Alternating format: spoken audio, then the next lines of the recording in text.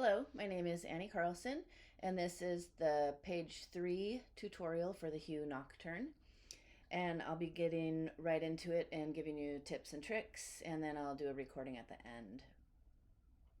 So the first thing that I wanted to talk about was the E natural in measure 91. So E natural can be a tricky note on the flute because it likes to crack, the one in this at the top of the staff. And there's a little trick that you can do for this, especially because on this one there's a sforzando on it, whereas the one on the first page didn't have the sforzando. So this one you want to give it a little bit more, maybe volume, a little more vibrato, and then that tendency to crack will be a little bit greater. So what you can do here is you can put your pinky on the C sharp key and the D sharp key together, and then that gives the note a little bit more resonance or whatever, so that you can push a little bit more, and the tendency to crack is a little bit less. It doesn't go away entirely, but it's really helpful. So I just move it over a note or two before. Some notes it matters on the flute. You can hear a little bit of a tone quality change, but the ones in this don't really matter, so I kind of just move it over in the C or the D flat right before it. So I'm going to start it at 90.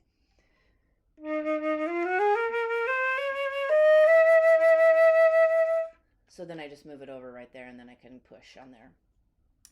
The second tip are the B flat fingerings. We talked about this in an earlier tutorial, and I'll have my scan of this in a Google Doc, and I'll put the link in the show notes so you can look at mine. This is just my preferences.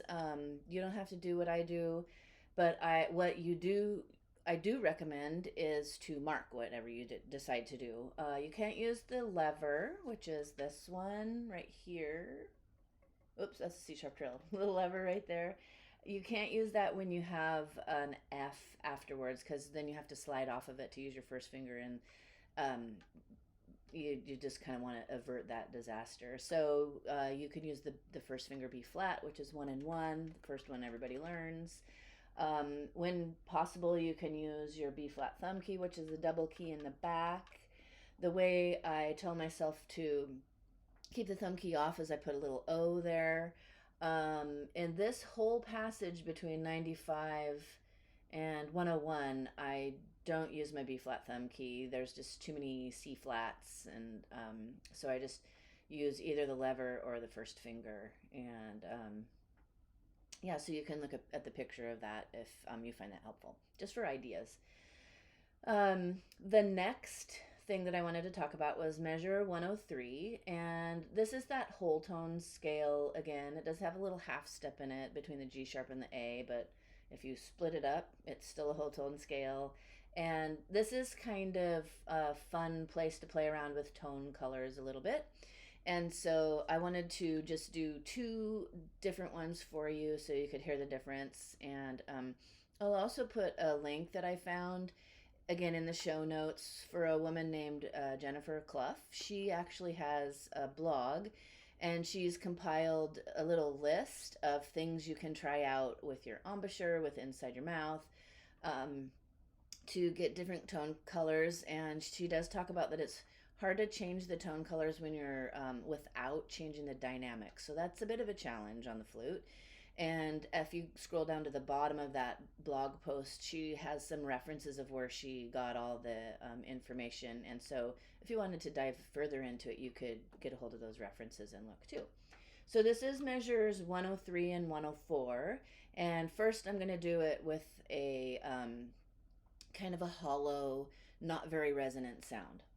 This one's easy to play soft.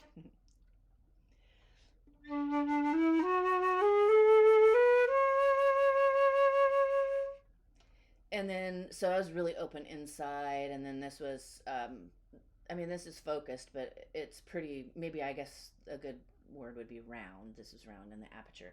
So now I'm going to flatten my aperture a little bit, and this one's a little bit harder because I'm going to add some resonation and some vibration to this. It's a little bit harder to play softly, so that's where the challenge is. So this is the same measures, 103 and 104.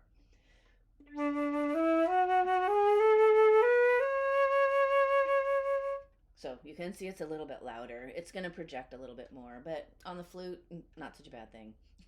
Especially if you're playing this with an orchestra and you want it to carry. Okay, so the next little trick that I wanted to talk about was vibrating.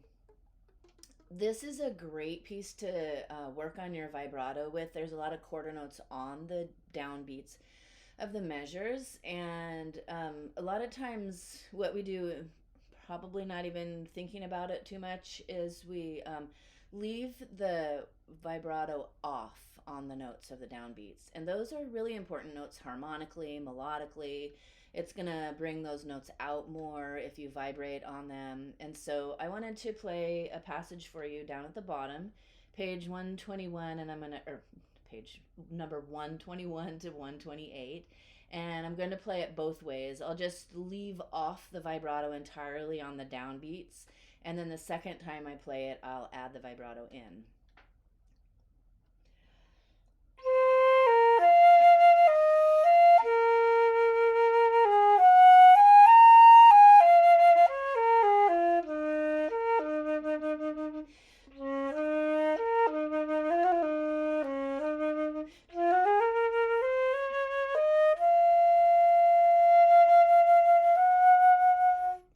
So that was without the vibrato.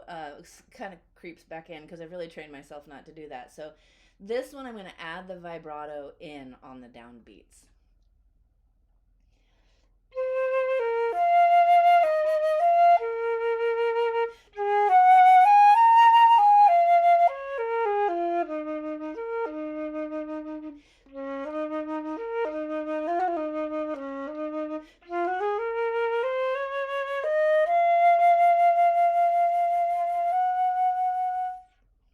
So if you have not done that before, it's gonna feel a little awkward and maybe a little uncomfortable. But I feel really strongly that the you need to vibrate and you need to know which notes are more important, so that the vibrato's always not the same. Also, there's gonna be some notes that won't have it, and then the faster notes will maybe you don't want to really fast on those. You don't want that nanny goat vibrato. So also vibrato's really subjective. So I would suggest listening to as many people as many recordings as you can, and then figure out what you like in their playing, and then see if you can get some of those things into your own playing. Okay, I wanted to talk about measure 131. This one is a little really fast lick, and it's going to maybe be late. So what I would suggest is that you don't really hang on to that tied note at the beginning all that long. So you can just get right off of it so that you can land on that A flat at the end of the lick. So you basically just want to establish that note and then get on to the A flat. So maybe not absolutely rhythmically correct, but when you're going full speed on this piece, the priority would be to move ahead and get to the A flat and the downbeat.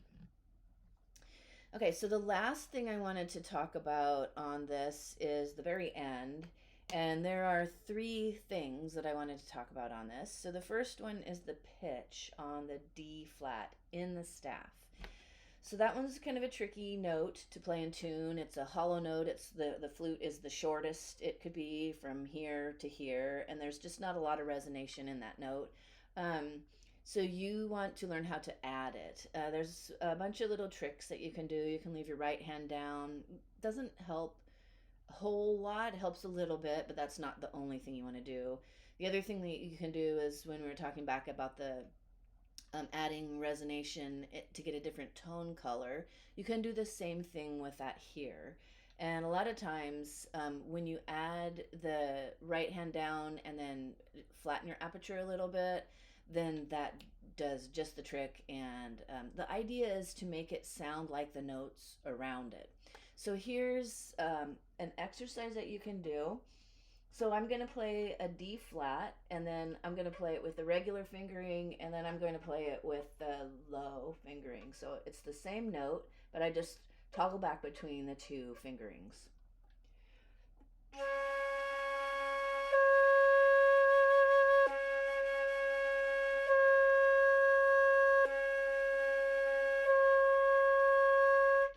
So you see on my flute, I added at the end, I kept my right hand down and it was actually flat. So I have to be careful. I don't, my old flutes, I had to keep that down. I had an old Haynes.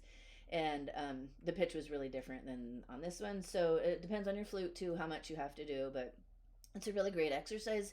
That exercise is in the Trevor Y. Tone book, and you can practice that. He does it on a C and the D flat. So the next thing is tone, and tone on the flute is something that you need to practice like an oboe player cuts their reeds. So that's their tone practice. Ours is just doing long tones. So if you want to work on your tone and make it strong and beautiful on this one, you want to take it out of context. Practice it as part of your warm up. Don't neglect it. If you neglect it, then you'll neglect to have nice, strong low notes like you want to have. So on this one, you can do the long tones, and I'll just do number one, a little bit of number one from De La Sonorite. You start on a B, and you want to make that B natural as beautiful as you can, your most resonant tone. Start around a mezzo forte. Use the tuner if you need to, so that you can check to make sure your pitch doesn't go flat as you go through the notes. And then I'm going to do 3 notes. And then the way you can really strengthen this, your embouchure, your aperture, and therefore your tone, is to hold that last note as long as you can, still maintaining the beautiful tone that you started off with. And then you keep going all the way down, which I'm not going to demonstrate all the way down, but as you gradually go down, you're going to have to change your embouchure a little bit more as you go down. You don't want to bring this back here at all, because that's going to cause a lot of pitch problems in a lot of the registers. So you want to keep the corners relaxed and do most of the work right here, right in the center.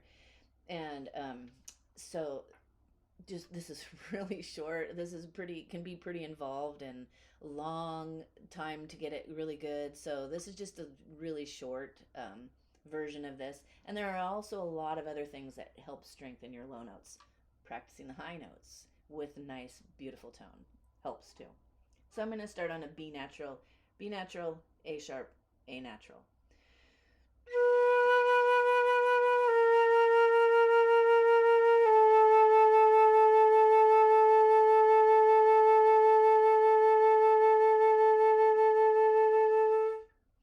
And then you just keep going all the way down.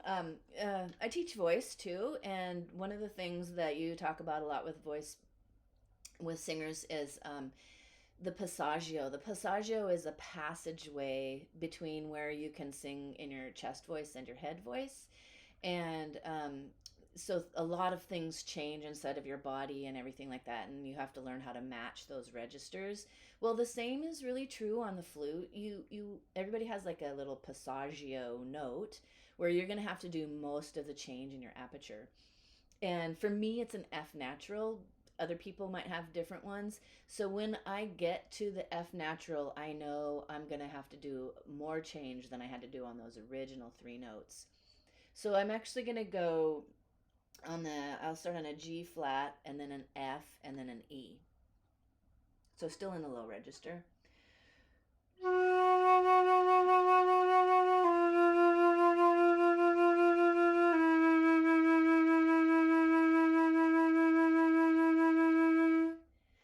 And then you just keep going down with that same beautiful tone all the way down, and work on your tone quality so that you can have it when you need it in a piece like this, because this is a gorgeous ending to this really beautiful piece. I'm so glad we've learned it.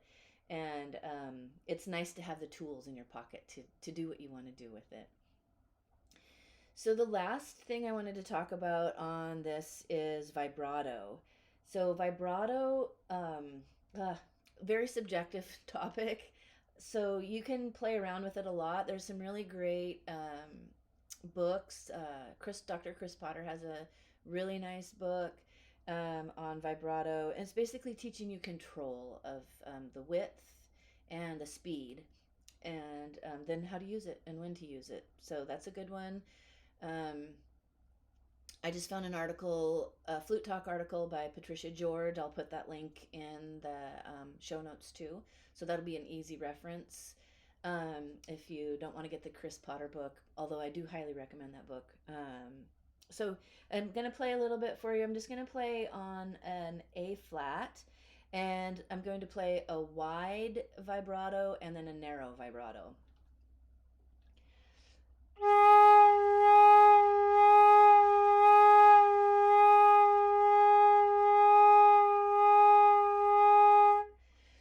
So you can hear how it really changes the pitch, especially the wide one. It's hard to keep the when you go down that far, your curves go down that far. It's hard to keep it from being very flat.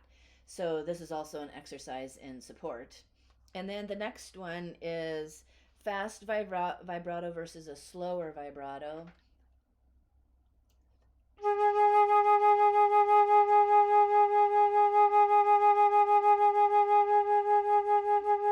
So those were both really shallow types of vibrato. So any types of vibrato exercises that teach you how to do this control like this is really good.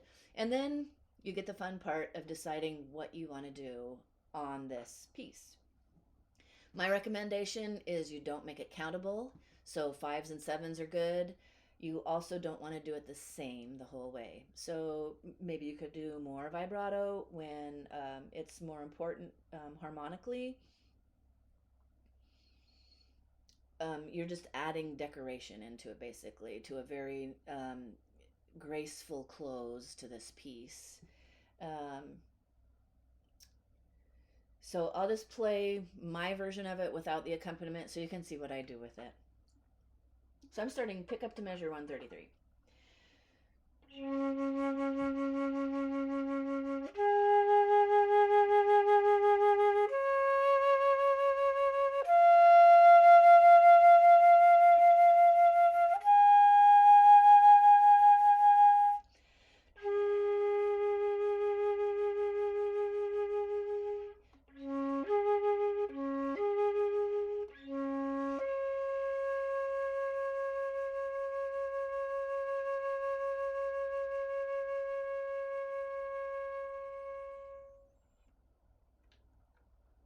So just one version of it. Tomorrow will be different. So you can have fun with that and play around and learn how to control your vibrato speed. And it makes it interesting for you. It also makes it interesting for the listener. So thanks so much for watching. I really enjoyed doing these tutorials, and the recording will be coming next. Thanks again.